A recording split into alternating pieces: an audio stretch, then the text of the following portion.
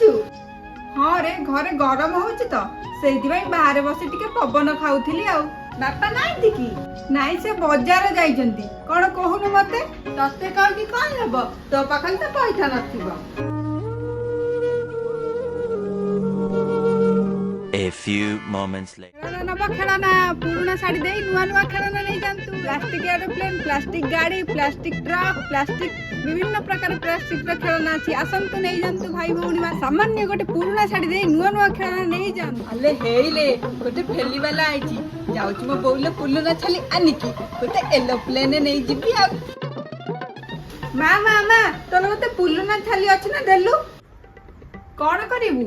ତ ଛାଲି ଦେଇକି ଫେଲିବାଲା ପାଖରୁ ଗୋଟେ ପ୍ଲାଷ୍ଟିକ ଏରୋପ୍ଲେନ ଆଣିବି। ହଉ ଥା ଏଠି ମୁଁ ନେଇକି ଆସେ। ହଉ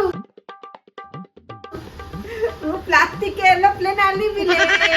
10 years later.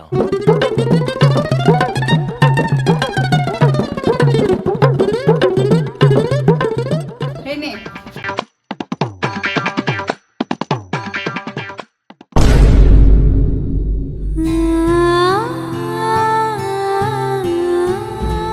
ଫେରି ଆସିଲୁ ତତେ ଫେରିବାଲା ପ୍ଲାଷ୍ଟିକ ଏରୋପ୍ଲେନ ଦେଲେନି କି?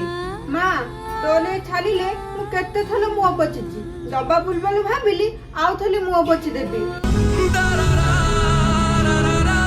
ପୋଛିଲା ବେଳେ ଖାଲି ତୋଲି ବାସ୍ନା ଆସିଲା। ଦେଇ ପାରିଲିନି। ମତେ ଲାଗିଲା ମୁଁ ଯେମିତି ତତେ ଦେଇ ଦଉଛି ଗୋଟେ ପ୍ଲାଷ୍ଟିକ ଏରୋପ୍ଲେନ ପାଇଁ। मामो दुनिया तो पण तो कानी रे।